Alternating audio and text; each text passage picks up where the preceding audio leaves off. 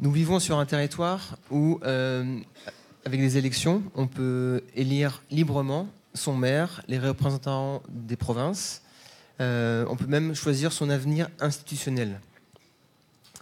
Le gouvernement de la Nouvelle-Calédonie, les autres collectivités, chaque année, prépare un budget qui est voté devant le Congrès, qui est public et dont les dépenses et recettes sont validées annuellement par l'État.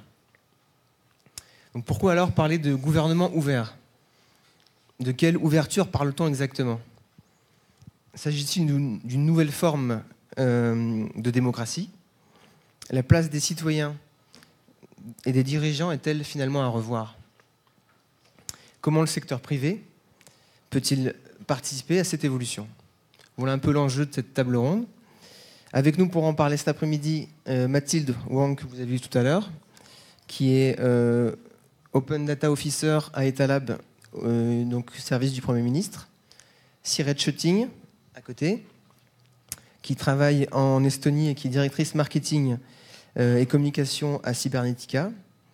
Julien Chable, dirigeant de la société calédonienne NCIT. Et Fabien Capri, directeur du GE-Serail, en charge de gérer pour ses membres des informations géographiques numérisées. Donc, bonjour à tous les quatre et merci de participer à cette table ronde. Ma première question va s'adresser à Mathilde. Tu viens de parler, mais je te redonne la parole.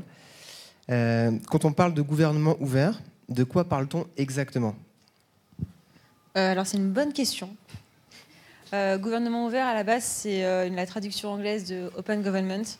Nous, on l'a traduit en disant gouvernement ouvert, mais aujourd'hui, avec un petit peu de recul, on se rend compte que c'est pas tout à fait ça et que c'est pas tout à fait une bonne traduction. On préfère parler de démocratie participative. Donc, qu'est-ce que c'est ? C'est proposer une action publique qui est plus ouverte, qui est plus transparente et qui est plus collaborative. L'idée derrière, c'est vraiment que le numérique, c'est une énorme opportunité pour le citoyen et une opportunité pour l'administration de renouer un lien qui peut être perdu, renouer un lien qui peut être rompu. Alors pour ça, on a plusieurs actions, on a plusieurs niveaux. J'en ai déjà parlé un petit peu avant. D'abord, il y a l'open data. Donc, j'en ai longuement parlé, je ne vais pas revenir dessus. Il y a l'ouverture des codes sources. Donc, c'est vraiment mettre en open source de nombreux logiciels que l'État propose, de nombreux outils qu'on a développés. Je présentais tout à l'heure le schéma.data.gouv, je présentais Validata. C'est que des outils qui sont en open source, donc des briques qui sont mutualisables, qu'on peut réutiliser librement. Ensuite, il y a l'ouverture des algorithmes. Donc ça, c'est très important. Ça vient d'être inscrit dans la loi. C'est vraiment l'idée que toute décision qui est prise par une administration, donc par exemple la taxe foncière, la taxe d'habitation, elle doit être explicitée. C'est-à-dire qu'on doit expliquer comment est-ce qu'en fait la décision a été prise et par quel calculateur. Ça, c'est très important et ça commence à être mis en œuvre en France. Donc ouverture des codes sources, des algorithmes. Après, il y a aussi la mise à disposition d'outils de consultation. On a beaucoup de ministères qui veulent consulter les usagers, mais qui ne savent pas comment faire. Donc encore une fois, on propose des outils qui sont mutualisables pour pouvoir réaliser facilement des consultations. Et finalement, on fait énormément d'ateliers d'échange entre les citoyens et entre les agents publics pour pouvoir discuter des difficultés techniques des agents et pouvoir discuter des besoins des citoyens. Voilà, c'est vraiment une palette d'outils qui permet de proposer une action publique qui est beaucoup plus ouverte et collaborative. D'accord, donc Siret, ouverture, collaboration. L'Estonie est connue mondialement, même pour son gouvernement numérique. On peut faire quasiment toutes ces démarches en ligne. Qu'en est-il du coup du point de vue de l'ouverture du gouvernement estonien ? Bonjour.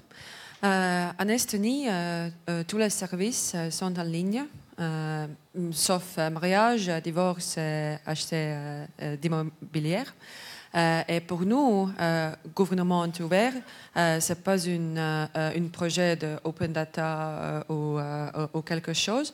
Pour nous, gouvernement ouvert, c'est une philosophie très normale. Parce que notre rêve, ce n'est pas une société numérique, c'est une société inclusif, ouvert, etc. Et numérique, c'est juste un outil pour ça. Oui, numérique, c'est juste utile, c'est pas un rêve pour la future, pour l'avance, oui. Et du coup, en termes d'exemples en Estonie, qu'est-ce qu'on a comme choses qui se font, qui mettent en œuvre ces principes de transparence, d'ouverture, de concertation dont parlait tout à l'heure Mathilde ? Qu'est-ce qu'il y a comme exemple en Estonie? Notre premier service a été la déclaration des impôts il y a 20 ans.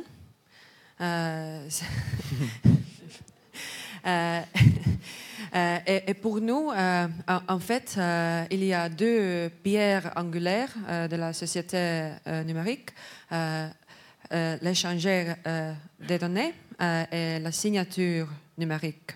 Et tous les services fondés dans la base de la signature et l'échange des données. Et tous les services, comme la déclaration des impôts, maintenant, tous les services sont numérisés. Vote en ligne pour le Parlement et aussi le Parlement européen, c'est aussi vote en ligne. Et tous les services publics. Mais peut-être c'est très important qu'en Estonie, c'est le même système, le même service pour le secteur privé aussi. C'est le même système. C'est comme une PPP, partenariat public et privé. Les citoyens, les entreprises et le gouvernement utilisent le même système.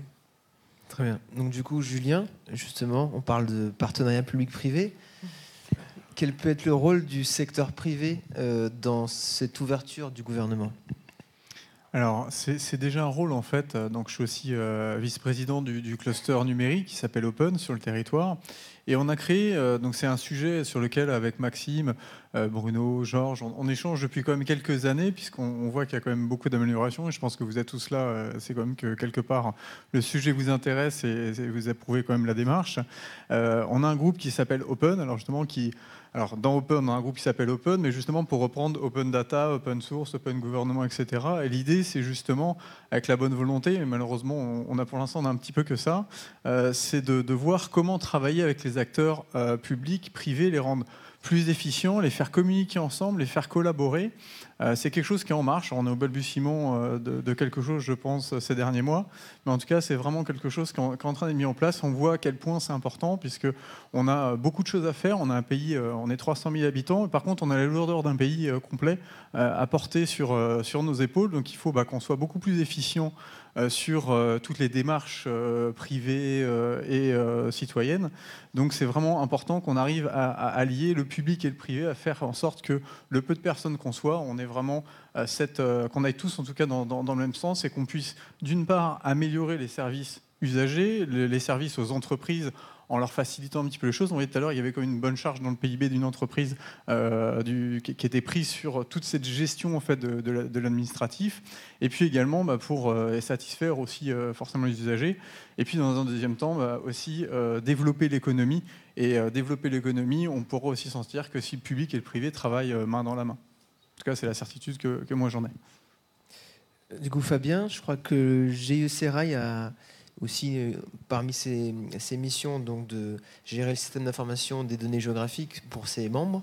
Je crois que la semaine prochaine, il y a une action qui va se mettre en place pour peut-être sensibiliser aussi les administrations des communes à faire certaines choses. Donc comment tu peux nous décrire ça et en quoi ça peut nous aider dans, je dis nous, gouvernement et pays, dans l'ouverture du gouvernement? C'est vrai que la présentation qui a été faite tout à l'heure sur l'État Lab, on aimerait bien, avec notre dimensionnement à nous, mais avoir quelque chose de similaire sur le territoire. On avait eu le plan stratégique de l'économie numérique qui je ne sais pas si toujours en vue, mais qui nous avait amené qui nous avait lancé l'idée de cette plateforme. Nous, on a envie de commencer aussi petit avec la base d'adresses dont vous parliez tout à l'heure. Voilà, l'idée, c'est de créer cette base d'adresses en Nouvelle-Calédonie, parce que même au sein puisqu'on sait qu'on travaille avec ces directions, au sein de la direction du gouvernement, il y a différentes bases d'adresses qui traînent. L'idée, c'est de faire une API d'ouverture vers une base d'adresses centralisée où on pourrait faire des choses. Mais là où je rejoins Julien, c'est qu'on a beaucoup attendu. Et nous, les premiers, on souffre peut-être un peu de ça. On a beaucoup attendu du gouvernement de la Nouvelle-Calédonie qu'elle nous montre le chemin, qu'elle nous accompagne. Et je crois qu'il est temps, même pour nous les privés, nous, on a mis nos premières données en open data. On a attendu justement à cause de la petitesse du territoire, de se dire le gouvernement va nous fixer une licence, on va aller tous vers ce sens-là. Et nous, dans notre petit microcosme de la géomatique, c'est vrai qu'il faut qu'on avance, parce que les autres, Google Maps et OpenStreetMap, pour ne pas les citer, ne nous attendent pas. Donc on a été en avant, il y a beaucoup de données qui sont ouvertes en open data, que ce soit sur les services du Google ou sur le nôtre. Vous pouvez aller chercher tous les équipements publics, les immeubles, voilà. Donc c'est vrai que là où je rejoins Julien, c'est qu'il faut vraiment que même nous, en tant que privés, on prenne aussi le bâton pour avancer, pour essayer, je suis d'accord, pour associer les forces publiques-privées et essayer de donner quelque chose. Alors je ne sais pas si peut-être tu peux nous dire 2 mots toi sur non, c'est peut-être je suis trop animateur aujourd'hui. Oui, mais c'est quand même important parce que là, ce qui a été présenté au niveau de l'État Lab, à notre niveau, on aimerait bien aussi que par rapport au gouvernement de Calédonie, il se passe des choses pour qu'on puisse enfin avoir une plateforme. Là, chacun fait un peu dans son coin. Voilà. En tout cas, on espère, voilà, je vais prendre une parenthèse de 2 secondes, on espère pouvoir sortir dès cette année une plateforme type DataGouv, donc DataGouv NC. En tout cas, c'est un projet qu'on va lancer prochainement. On va d'abord cadrer tout ça et on espère pouvoir sortir quelque chose dès cette année pour pouvoir partager les données publiques du territoire. Et j'espère qu'on aura plein de données de tous les acteurs. C'est une bonne chose, c'est très attendu. Bon, on ferme la parenthèse du coup. Tout à l'heure, Mathilde, tu parlais de démocratie participative. Là, on n'en a pas trop parlé pour l'instant. Des exemples de démocratie participative, est-ce que tu peux nous en donner quelques-uns ? Tu l'as un petit peu fait tout à l'heure, Oui. mais pour ceux qui n'ont peut-être pas vu la présentation. Donc je reviens sur la loi pour une république numérique. Donc loi pour une république numérique qui a été promulguée en 2016. Elle a été écrite en 2015. Et donc pendant 2 mois, on a fait une consultation sur les textes, sur le projet de loi qui était proposé. Donc tous les articles ont été présentés sur une plateforme et n'importe quel contributeur pouvait venir sur la plateforme, commenter l'article, voter pour dire si c'était une bonne idée, une mauvaise idée, proposer des modifications et surtout proposer d'autres articles. En tout, on a intégré 10 nouveaux articles et on a modifié une bonne dizaine d'articles qui étaient proposés par le gouvernement, enfin, par l'Assemblée, et qui a ensuite été modifié. Ce qu'on fait encore aujourd'hui, on essaie de vraiment proposer cette démarche à chaque fois qu'il y a un projet de loi. Un exemple, en ce moment, donc la semaine prochaine, la loi anti-gaspillage va être votée au Sénat, discutée au Sénat puis votée, et ensuite votée à l'Assemblée nationale. Ce qu'on essaie de faire, c'est de pouvoir objectiver le débat, c'est pouvoir donner des données qui permettent de faire une décision qui est éclairée et qui permettent à tous les citoyens de pouvoir comprendre de quoi on parle et pourquoi on est en train de faire cette loi. Donc on est en partenariat avec le cabinet de Brune Poisson, donc qui est secrétaire d'État chargé à l'économie circulaire, qui donc propose cette loi. Et on a développé une plateforme qui va sortir à la fin du mois, qui présente toutes les données relatives à l'économie circulaire. Donc c'est vraiment proposer des ressources, proposer des informations qui permettent d'avoir un débat éclairé et qui permettent d'inclure le citoyen. Tout à l'heure, tu disais qu'il y avait 21 000 contributions, je crois, sur la loi pour la République numérique. Si on rapporte ça au territoire calédonien, ça fait à peu près une centaine de contributions. Est-ce qu'on peut considérer finalement qu'une centaine de contributions, je fais un peu question piège, mais est-ce qu'une centaine de contributions, ça suffit à éclairer le débat, à éclairer les décideurs sur l'orientation qu'on peut donner sur un projet de texte ? La question est ouverte à tous. Qui veut y répondre ?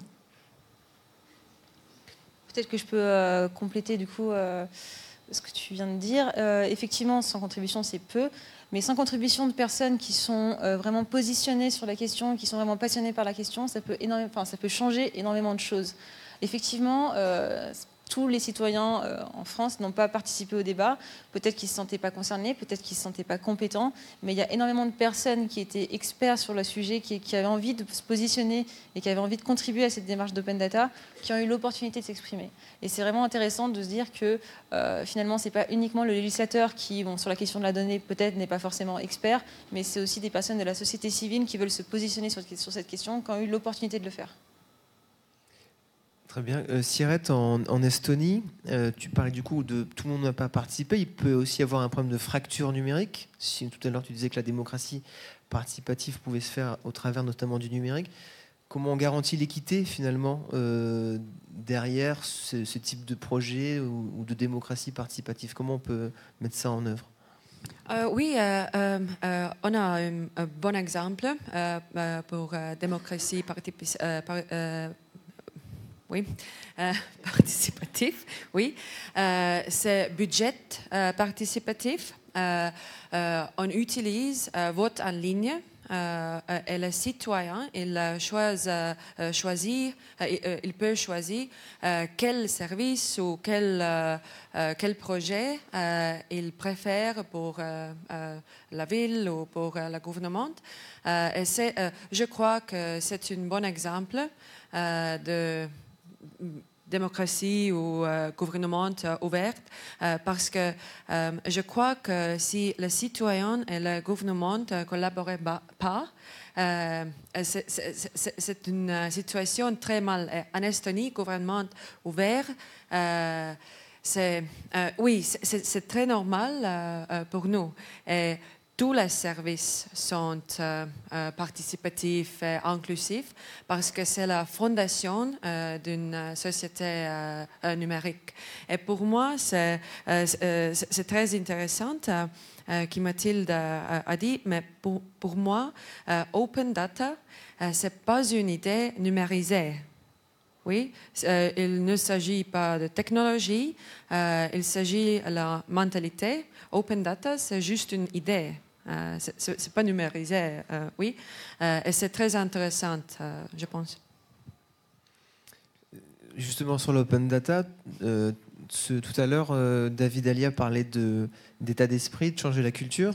Il faisait la comparaison avec un régime, que c'était quelque chose de difficile. Du coup, est-ce que, au niveau de la Nouvelle-Calédonie, je vais prendre la parole à Julien par exemple, est-ce que les administrations, est-ce qu'elles sont prêtes à s'ouvrir, est-ce qu'elles sont prêtes à faire un régime, à avoir de la discipline là-dedans et à tenir ce régime? Alors déjà au niveau des citoyens, je pense qu'il y a beaucoup de personnes qui sont prêtes à donner du temps pour tout ça, pour améliorer les choses. Maintenant, au niveau des administrations, avec les projets sur lesquels on a pu intervenir ces dernières années, on voit que la mentalité, alors on a quand même beaucoup de personnes, moi je serais pas très tranché parce je dirais qu'il y a quand même beaucoup de personnes. Alors on a quand même un bon exemple avec la cellule économie numérique qui est quand même plutôt sur cet état d'esprit-là, d'ouvrir, d'essayer d'être facilitateur. Et je pense que c'était le mot-clé dont on parlait tout à l'heure, c'est vraiment faciliter en fait les choses. Il y a des personnes qui sont qui aimeraient vraiment ouvrir, et on sent par contre que de l'autre côté, on a une résistance quand même à ça. Ça veut dire qu'il y a quand même une question de souveraineté quelque part de la donnée, en tout cas des processus, des traitements. Chacun veut garder sa donnée. J'ai ma donnée, donc on doit passer par moi. J'ai mon importance. C'est un petit peu mon précaré. Et ça, je pense que c'est quelque chose qu'il faudra essayer de combattre d'une certaine façon. Alors peut-être avec des lois, des choses comme ça pour aller un petit peu plus loin. Mais on sent qu'il y a quand même un petit peu de réticence. Après, il y a effectivement peut-être des soucis de sécurité, d'anonymité de la donnée. Donc c'est vraiment une vraie question. Je pense que ce sera forcément par rapport à l'open data des sujets qui seront traités. Mais moi, j'encourage vraiment, en tout cas, s'il y a toutes les institutions à ouvrir au maximum, on reviendra. Il y a forcément un cadre qui peut paraître complexe en fait à mettre en place, mais en tout cas ce qu'on sent aujourd'hui, c'est que ça s'ouvre tout doucement. Ces dernières années, on sent que la tendance avance, mais qu'il y a encore quand même du chemin à parcourir. Et pour compléter, Julien, moi je me rappelle, il y a encore pas si longtemps que ça, des réunions avec des DSI qui te disaient « Ah oui, mais Fabien, moi, je ne sais pas ce que fait le service d'à côté, donc comment tu veux que j'ouvre la donnée ?» Donc il y a vraiment aussi... Mais là, il faut du monde. Vous disiez tout à l'heure, là, quand on vous écoute, il y a un champ officer, il y a du monde. Il faut quelqu'un pour préparer cette information, la cadrer, lui donner la qualité dont elle a besoin aussi, pour pouvoir en effet proposer le panel. Mais aujourd'hui, est-ce que toutes les administrations sont prêtes ? Parce que ça va retomber, c'est pas du numérique soit, mais ça va retomber sur les DSI, on va parler informatique derrière tout ça. Donc il faut bien que cette donnée soit calibrée, prête, avoir un référent, comment elle est mise à jour, toutes ces informations, la métadonnée comme on dit, elle soit aussi prête, ce qui peut-être n'est pas le cas partout. Voilà. Mais il faut commencer. Même, je dirais, peu de données, mais en ouvrir déjà. Nous, on a une philosophie. À un moment, c'était difficile de dire la donnée existante, il faut la mettre en open data. Donc là, beaucoup de résistance. « Ouais, mais Fabien, il y a des gens qui sont morts pour cette donnée, on ne peut pas l'ouvrir. » Okay. Eh bien, on a pris la philosophie de se dire, maintenant, toute nouvelle donnée que l'on crée, on la met en open data. Si le gouvernement, demain, il disait, voilà, les gars, gardez vos données. Mais maintenant, toute la nouvelle donnée que l'on fait, dans la philosophie, tout de suite, vous le dites, on va l'ouvrir. Là, ça a changé. C'est ce qui nous a permis, justement, tous ces jeux de données qu'on a créés, on les met, du coup, on les met en open data, puisque les deux faits, ils y sont prêts. On s'est déjà mis dans l'idée en tête. Voilà. Et justement, au JEC-Rail, vous avez beaucoup de données, de bonne qualité, je pense, justement. Qu'est-ce que vous avez ouvert pour l'instant, ou qu'est-ce que vous êtes prêt à ouvrir dans le futur pour justement faciliter le travail des administrations et des Alors, il y a deux aspects, et alors là, ce n'est que mon point de vue, mais en Calédonie, on est toujours sur ces deux aspects. Quand on parle d'open data, il y a eu un premier. Alors, il y a eu la directive Inspire, ça va vous parler, voilà, qui n'est pas applicable ici, mais qui a initié les choses il y a 10 ans, qui a été de dire il faut redonner à l'administré le pouvoir de visualiser ou d'avoir l'information. Et ensuite, il y a un autre aspect open data complet qui est de dire je peux télécharger le jeu de données et l'utiliser même à une fin commerciale. Grosso modo, c'est comme ça que nous, on voit les choses. Donc, l'idée, ça a été de dire, et on a finalisé un peu cette étape-là, notamment grâce au gouvernement qui a fait beaucoup de choses. Voilà. C'était de dire, toute l'information que l'on crée, l'utilisateur peut l'administrer, peut la visualiser, y avoir accès, la voir. Et le deuxième aspect, c'est sur lequel on travaille aujourd'hui, c'est de dire, mais maintenant cette donnée, est-ce que je peux, avec une licence la plus ouverte possible, la proposer, même au tissu économique, pour qu'il puisse l'utiliser comme il veut. Donc à des fins de créer des nouvelles applicatifs, c'est ce que vous disiez, la partie 3. Là. Bien, on est dans ce mode-là aujourd'hui. Donc c'est vrai que nous, toutes nos nouvelles données, on les met en open data, en licence 2.2 ou 2.0 ouverte, de manière à ce que l'utilisateur puisse l'utiliser. Voilà. Mais c'est pas simple. Je rejoins Julien, il y a parfois des réticences. Voilà. Par rapport à l'ouverture justement du gouvernement, Siret disait tout à l'heure que ça doit être un état d'esprit, que c'est pas forcément du numérique, du digital. Ça doit être tout le temps finalement. Comment ça se pratique ça en Estonie? C'est-à-dire comment on peut le voir, le visualiser, le comprendre? Est-ce qu'il y a des exemples comme ça qui pourraient inspirer la Nouvelle-Calédonie sur cette transparence par défaut? Qui ne soit pas forcément que du numérique. Nous avons on a une roadmap, les étapes pour numérisation très générale pour tout le pays, par les leçons de l'Estonie. Oui. Et la première étape, c'est la numérisation des données. Okay. Je crois que les néo-calédoniennes déjà sont inspirées parce que la première étape est déjà finie. Nouvelle-Calédonie déjà être une société numérique. OK, peut-être pas de services ou pas de système, etc. Mais il y a déjà l'état d'esprit très, très similaire de l'Estonie. Il y a 20 ou 15 ans, parce que, oui, mais c'est normal. Je crois qu'en Nouvelle-Calédonie, c'est très facile, très simple. Oui, c'est ça, c'est vrai. Créer une société numérique ou gouvernement numérique. Mais il a beaucoup de la peur. Oui, exactement.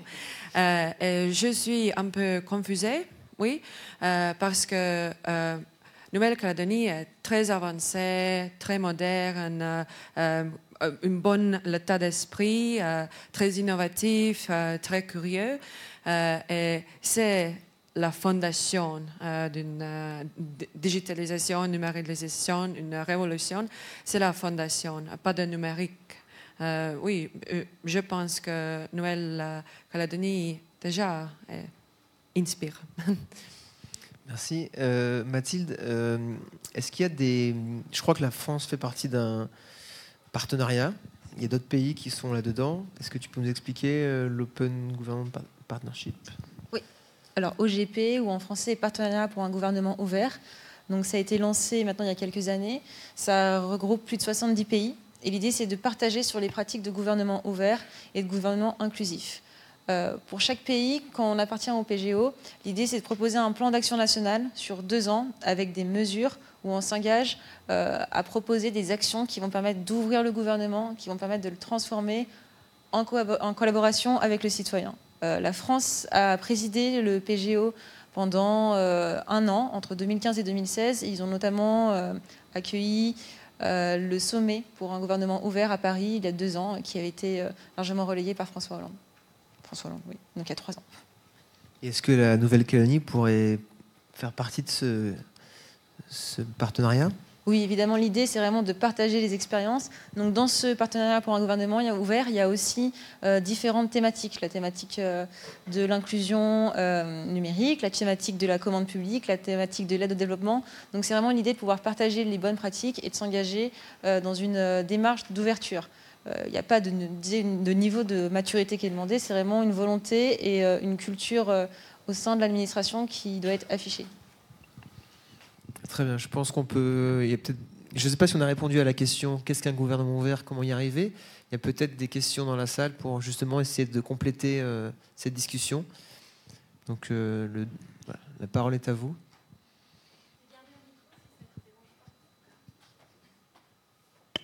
Les questions. Même pas de l'observatoire. Ah si, on a la province Nord en force là.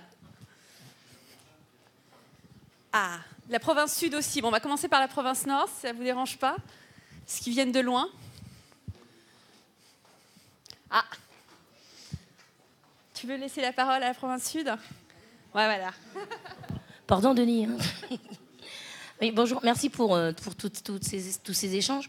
Moi, je voudrais revenir sur l'exemple de l'Estonie. J'ai bien retenu 20 ans, ok. Pour autant, ce que vous dites, c'est que la Nouvelle-Calédonie dispose d'un terrain favorable. Je voudrais que vous alliez plus loin dans la description de construire cette mentalité autour justement du gouvernement ouvert. C'est une bonne question. Merci. Oui, c'est vrai que c'est la culture, philosophie, etc. Estonie, c'est un pays nordique et c'est très, très similaire en Finlande, en Suède, Danemark, etc. Parce que c'est la culture politique aussi est très, très transparente. Et bien sûr, c'est différent dans les autres pays. Mais je crois que les problèmes gouvernementaux, ils ont les problèmes d'humanité, oui, très similaires, pareils dans tous les pays. Parce que Cybernetica, ma société, nous travaillons maintenant avec presque 35 pays. Namibie, Ukraine, Haïti, Finlande, Japon, États-Unis, les pays très très différents. Mais c'est le même système, même outil, oui. Et pour nous, je pense que la mentalité pour vers une révolution numérique, c'est juste un moment qui les citoyens croient que c'est un bon système, oui, mais ce n'est pas le numérique. Pour Open Data, il a besoin d'un changement de la mentalité, oui. Et c'est qui est un peu difficile, je crois, pour quelques pays. Mais ici, en Nouvelle-Calédonie, je crois que c'est différent. Mon expérience de 3 jours, c'est différent parce que vous avez une vraie rêve. Oui, pour changer le système. Et oui, en Nouvelle-Calédonie, je crois que c'est pas possible, mais c'est la prochaine étape pour vous. Merci. On laisse la parole à la province Sud. Merci Luciane de m'avoir laissé la parole.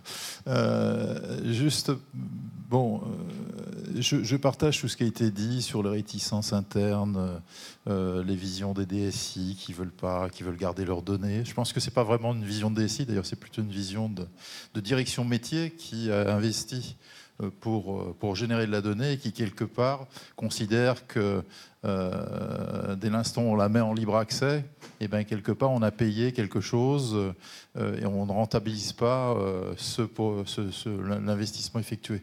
C'est un point de vue qui est complètement dépassé, j'en suis d'accord, mais c'est des discours qu'on entend toujours. Et Fabien, tu les connais bien, ces discours, puisque tu regroupes dans le GIE Sarail à la fois des entreprises privées et des collectivités. Moi, je voulais retourner la question au monde professionnel, parce que nous, on a une expérience open, hein, c'est-à-dire qu'on donne nos données dès l'instant où elles ne sont pas confidentielles à qui les veulent.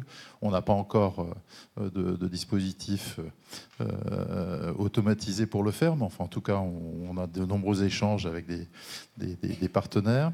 On a en particulier des échanges sur les sources de logiciels, c'est-à-dire que la province Sud développe un certain nombre d'outils, de logiciels, et on considère que pourrait se développer à partir de ces logiciels une activité économique d'éditeur de logiciels qui peut en faire un logiciel et qui peut le diffuser. Et la première approche qu'on avait eue, on avait mené une étude là-dessus, c'est de les mettre en open, ces logiciels, justement. Et là, on a été confronté à une réaction négative du monde économique, donc des professionnels que tu représentes, Julien, aujourd'hui, qui nous disaient bah non, vous n'allez pas le mettre en open, parce que si vous les mettez en open, n'importe qui va pouvoir les récupérer dans le monde entier, et finalement, la valeur ajoutée ne restera pas dans le territoire de la Nouvelle-Calédonie. Donc on nous a, et quelque part, on a contourné la difficulté en conventionnant avec un certain nombre d'entreprises. Donc moi, je voulais avoir un peu le retour d'expérience que vous avez, à la fois sur les données, sur les logiciels ou les outils qui sont développés dans le cadre des administrations. Est-ce que vous avez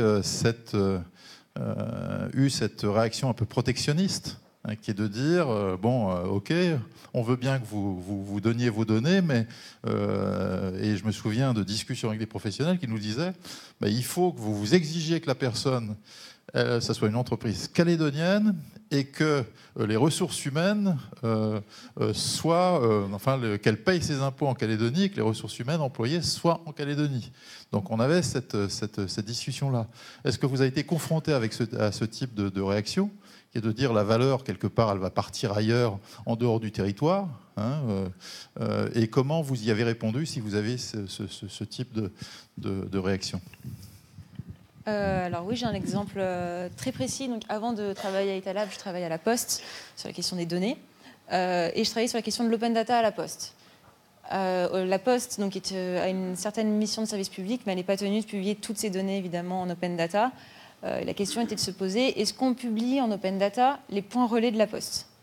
Donc j'en discutais avec les instances décisionnaires à la Poste, et la réponse c'était mais surtout pas, si on vous mettez vos données en open data, il y a Amazon qui va tout prendre et qui va tout voler, et à partir de là, ils vont pouvoir mettre des points Amazon absolument juste à côté de nos points relais, ils vont pouvoir faire de l'intelligence économique pour pouvoir encore plus nous dépasser. Alors ça, on peut comprendre un petit peu la réaction épidermique. Ce qu'il faut expliquer derrière, c'est que Amazon, ils ont déjà en fait la force de frappe pour pouvoir collecter toutes les données. Ils savent déjà depuis 10 ans en fait où est-ce qu'ils sont les points relais. Donc c'est un petit peu dommage d'être crispé sur ça et pas justement mettre à disposition des données pour qu'on abaisse une barrière à l'entrée et que d'autres acteurs que Amazon puissent justement se positionner sur la question de la livraison. Donc c'est vraiment à chaque fois déconstruire des idées de réticence qu'on peut comprendre. Évidemment, on peut comprendre que la Poste, dans une situation économique qui est un peu alarmante, et qu'elle ait besoin de, on va dire, protéger ses ressources. Mais finalement, en se protégeant, elle se met encore plus à risque. Merci. Est-ce qu'il y a encore une question? La province des îles, non. Insight Startup calédonienne. N'est-ce pas? Merci. Non, c'était juste un petit complément, effectivement, pour revenir sur l'aspect ouverture. Je mettrai en avant un aspect concurrentiel. Ça amène à la fois le côté privé, à la fois le côté public. Quand on parle d'ouverture, on parle de remise en question. Tout le monde a besoin de se remettre en question, les privés comme les publics. À partir du moment où on est un privé, et c'est le cas de beaucoup d'entités privées en Calédonie, donc je me permets de le dire aussi, qui préfèrent tout garder, qui préfèrent dire non, ça doit rester en Calédonie, avoir des extérieurs qui viennent, Effectivement, ça facilite pas les choses. On a un petit territoire économique, c'est difficile, on a une masse critique qui n'est pas simple à gérer, etc. Peut-être, n'empêche que ça nous force à nous remettre en question dans des façons où on ne l'aurait pas été si on s'auto-protectionnisme. Je ne sais pas si ça se dit, mais je pense qu'on est capable d'inventer le mot vu les actions qu'on a en ce sens. Mais de manière générale, c'est vraiment la remise en question globale et ça doit passer par le privé et par le public. Donc ça va beaucoup plus vite de le dire pour le public parce que effectivement on parle de l'argent public, c'est le contribuable. À partir du moment où c'est le contribuable qui paye, je ne vois pas en quoi une direction pourrait s'auto-octroyer le droit de ne pas diffuser la donnée, sauf sensibilité, mais je pense que c'est une excuse qui revient trop souvent. En revanche, il faut impérativement que ça vienne aussi dans le monde du privé. Et typiquement, quand on a des réactions comme ça, où on a un privé qui arrive et qui dit non, hors de question que vous ouvriez le code, donnez-le nous, en gros, on va faire le business. Non, en fait, c'est juste se fermer la porte, c'est récupérer du travail, c'est pas mettre en valeur de la donnée qui pourrait l'être si on avait cette capacité de remise en question. Donc je pense que l'open, en fait, c'est pas juste un gouvernement. C'est une mentalité, on en parlait, j'aime beaucoup le principe de la mentalité, mais ce n'est pas une mentalité que publique, le privé doit aller en ce sens, et je pense que la remise en question doit être totale, dans les utilisateurs, dans les producteurs, et dans tout l'écosystème qu'on représente.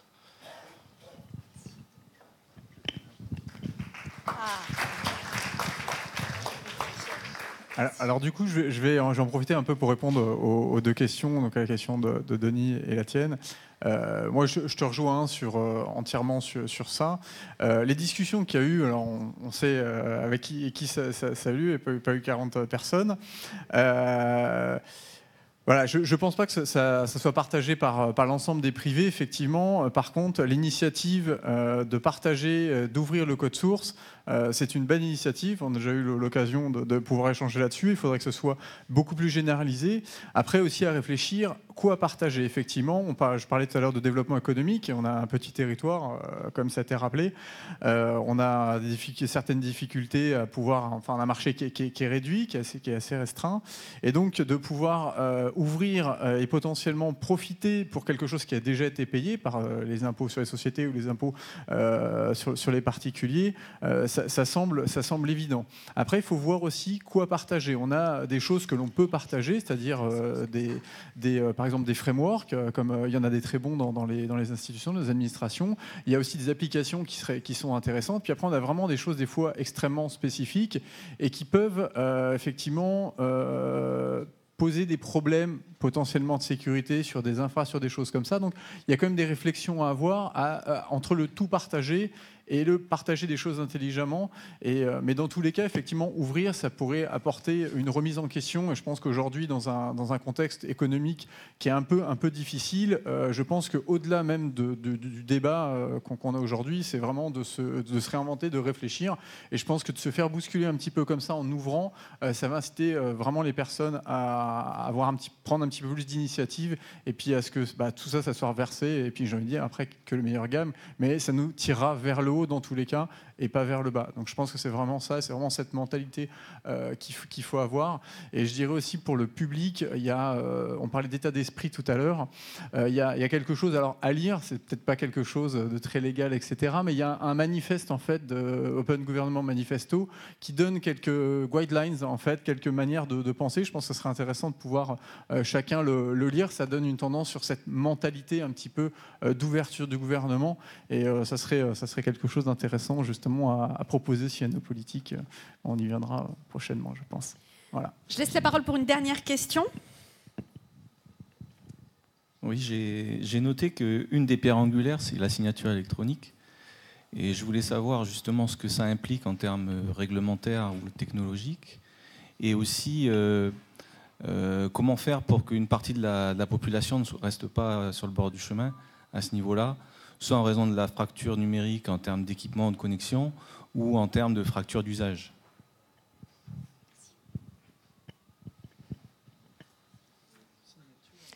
Ah, Joker. Sirette est prête à te sacrifier. Hein. Oui, la signature numérique, c'est la fondation d'une société numérique. C'est un peu bizarre en Estonie parce que la loi pour la signature numérique, la régulation, a passé à 2001 et la carte d'identité a lancé en 2002.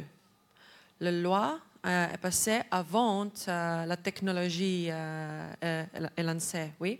Et c'est un très bon exemple parce qu'on doit construire la fondation avant d'utiliser la technologie.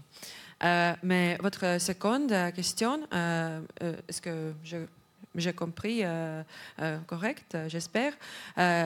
Mais signature numérique en Estonie, ce n'est pas un système. Il y a trois outils différents que je peux utiliser. Okay? Je choisis mon outil, c'est carte d'identité, c'est avec l'ordinateur, c'est très vieil. Il y a 20 ans que ce système a lancé. Le second outil, c'est Mobile ID. Il utilise SMS protocol, c'est un réseau téléphonique, pas un réseau d'Internet. S'il y a problème avec connexion, c'est possible d'utiliser la signature numérique qui utilise SMS protocol. Oui. Et la troisième, c'est Smart ID qui utilise juste un réseau d'Internet avec iPad, iPhone, Smart Device. Il y a trois outils différents pour les utilisateurs différentes. Oui. Ma grand-mère, elle utilise iPad avec Smart ID parce que c'est plus facile avec icons. Oui, c'est très facile. En office, je crois mes collègues ils utilisent ID card, carte d'identité, parce que c'est très facile avec l'ordinateur. Mais dans la forêt, peut-être il n'y a pas 4G, ils utilisent un mobile ID. Okay? C'est aussi une philosophie de gouvernement ouvert. Ce n'est pas un service en système, c'est beaucoup des options. Un système très inclusif. Oui.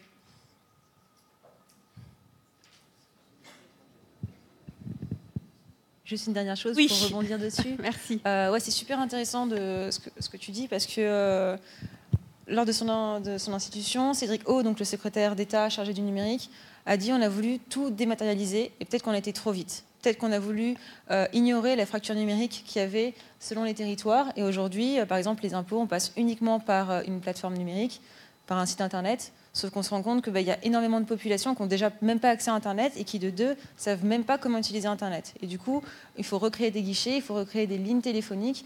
Et c'est parfois, en voulant aller trop vite, qu'on se rend compte qu'on n'embarque pas tout le monde et que du coup, on n'est même pas du tout inclusif. On veut faire du numérique pour être inclusif, on fait du numérique pour justement encore créer des silos. Donc c'est super intéressant de voir qu'il y a différents niveaux technologiques qui sont proposés. Et je suis super intéressée de savoir aussi comment est-ce que vous avez formé des populations qui n'étaient pas du tout adeptes au numérique. Donc, par exemple, des populations plus âgées ou plus éloignées des villes. Alors, juste, je suis désolée, il y a juste une dernière petite, une petite remarque que l'observateur voudrait souligner, et puis après, il faudra qu'on arrête, même si c'est très intéressant, on pourra continuer ces échanges. Il y a un coin business, pour rappel, qui est là aussi au niveau de Sigma. Donc, je laisse juste la parole à Eric.